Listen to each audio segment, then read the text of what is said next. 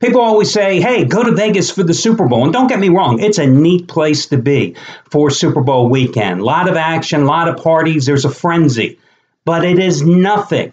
It doesn't even come close to comparing to what it's like to visit Vegas this time of year. Let me tell you, if you ever get an opportunity, if you haven't done so, go the opening week of the dance. Go for Thursday, Friday, Saturday, and Sunday. When you go into any sports book, and there's so many games on the board, and there are so many fans for that game, for this game, for that game, or on the game you're on, there'll be people on the other side. The energy in the room is phenomenal. You probably saw some of the video highlights of the fans' reactions in various sports books, the highs and the lows, changing with a matter of seconds.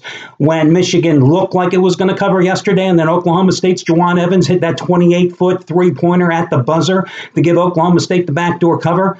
That's what I'm talking about. So if you ever get an opportunity to do so, it is one of the most unique experiences you will ever have as a gambler. Trust me, you won't even find that type of excitement, really, I don't think, at a sporting event. Unless, of course, you have a hell of a lot of money on it, and so do the people around you. It's different when you're in a sports book because you know the only other people in that sports book are gamblers like us. Hey, everyone, Al DeMarco here. This is going to be your Saturday video report. Cashed out with 2 out of 3 complimentary plays for you yesterday. 3 more selections coming up for today's card. Of course, after Oklahoma State hit that buzzer-beating three-pointer, immediately my phone lights up with text messages. First from Chuck O'Brien, who was going for, I think, a 6th or 7th straight $50 college winner. And, of course, to lose in a backdoor cover situation is bad enough. To lose in that fashion, just take the dagger and put it through your heart. You know what I mean? Of course, later in the day, I was ready to call a few people because Wichita State, I've been on such a roll. Wichita State played so poorly in the first half. Second half, I thought they were going to get it. I thought they were going to open up the lead. They send a couple of guys shooting over 80% from the free throw line, and they clank 4 free throws late in the game. Cost me the cover. They won by 6 lines, 6.5. But you know what? That's why they call it gambling. There's no guarantees. Now, in terms of the tournament Thursday in first round play, you had the underdogs and favorites splitting out 8-8. Well, yesterday, guess what? The favorites and the dogs, 7-7-2. Yeah, 7-7-2. Because really, the Arkansas State Seton Hall game and South Carolina Marquette game, those lines, both teams were favored, both teams were pick-em. So it really depends when you bet them, whether they were considered a favorite or an underdog. We know who covered the game. But for record-keeping purposes, so you had a clean split through the first 2 rounds, or for the first round of the tournament, 15-15-2. Now, the notable dogs are the ones that make the most and the biggest impression, like Oklahoma State, okay? They're the ones that stick out in your mind. Favorites, when they cover, you go, they're a favorite. They're supposed to cover. They don't really, stay there forever, unless, of course, you're collecting money on them.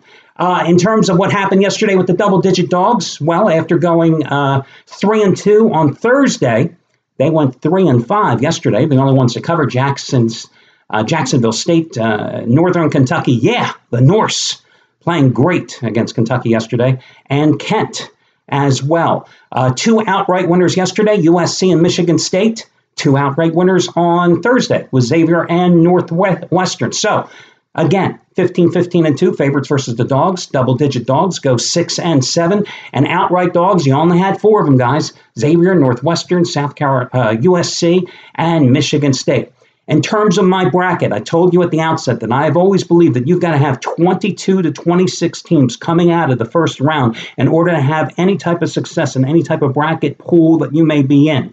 Well, I went 14-2 with my bracket picks on Thursday. Yesterday went 12-4. The only losers yesterday, SMU blowing a 10-point lead, losing to USC.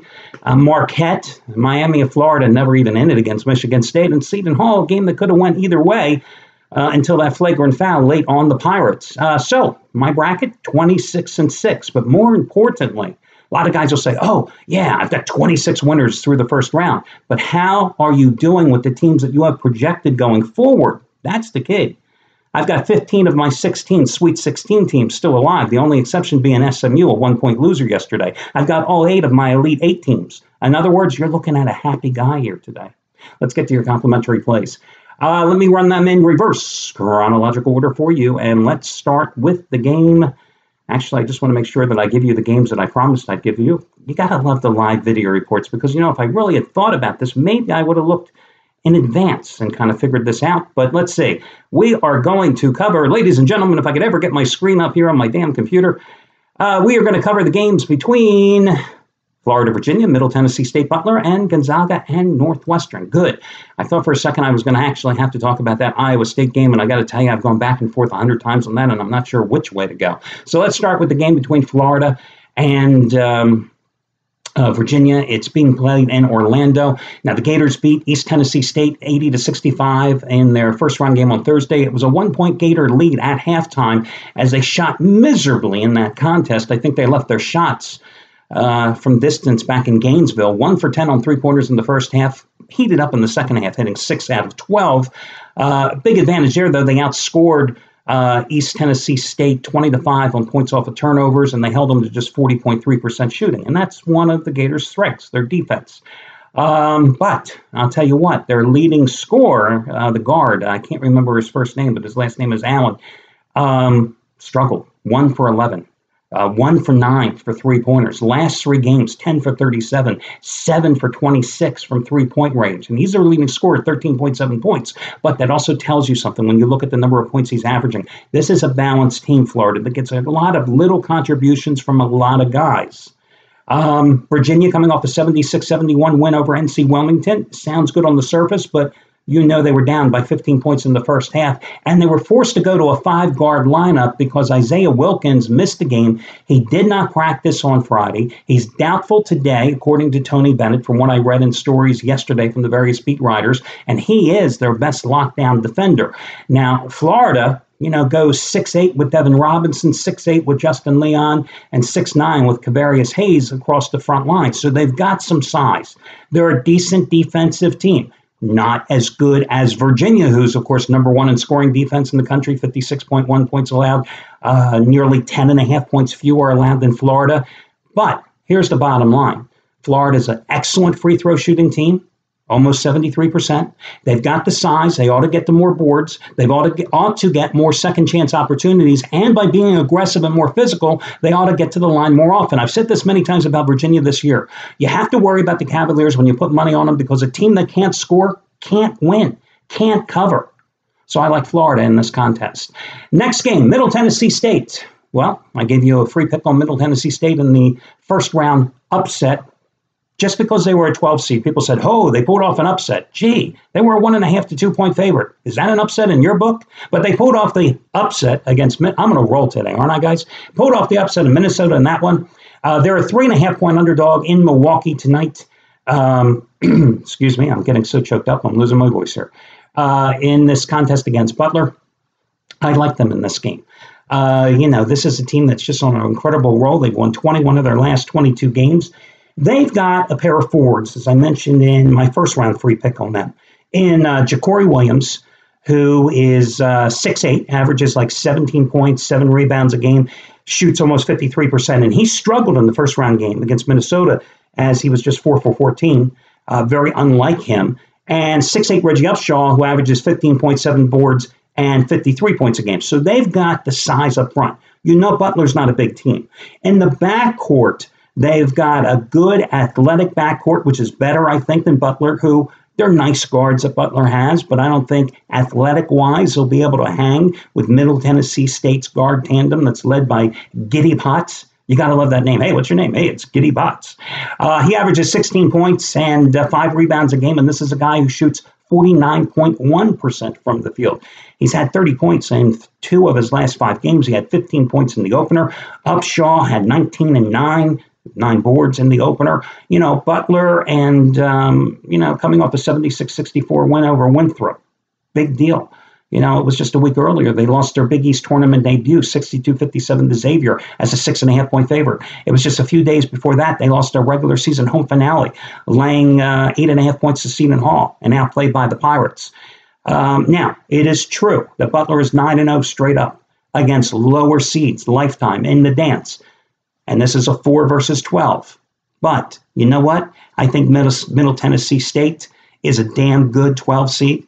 I like them in round 1. I like them in this spot as well. They've got that 1-3-1 zone. which will confuse a lot of guys. Remember, when a Syracuse plays a 2-3 zone, that's something that a lot of guys have seen since they were in high school. 1-3-1 zones, you got to have a big guy to anchor that zone. And it's not something a lot of college teams play anymore. And that's advantageous at this time of the season. So, again, a Butler defense that does not have any rim protector, that guards are not that great and not that athletic. A Butler defense that allows opponents to shoot 44%. I like Middle Tennessee State to win this. And your final free pick, I'm going to go with Gonzaga. I'm not worried at all that the Bulldogs didn't look that good. Well, hell, they looked awful in their first round game against South Dakota State, 66-46. I mean, dreadful in that game. Okay, they had a bad game.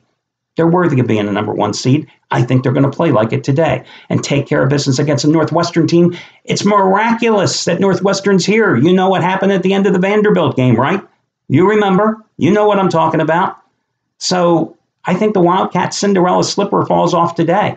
Listen, this is still the same Northwestern team that has lost 7 of its last 13 games straight up. This is the same Northwestern team that when it reached the Big Ten semifinals in the tournament last week, got kicked out of the building by Wisconsin. And I don't think the Badgers are that good right now, the way they're playing. 76-48. Gonzaga is bigger than Wisconsin, and Gonzaga is a veteran team. 11 points? I got no problem with laying the points with Gonzaga. So that'll be your final free pick. I'm going to go with Gonzaga. Again, I'm going to take Middle Tennessee State, and I'm also going to take Florida. So that'll do it, guys. I wish you well, and I'll talk to you again tomorrow when we do this one more time.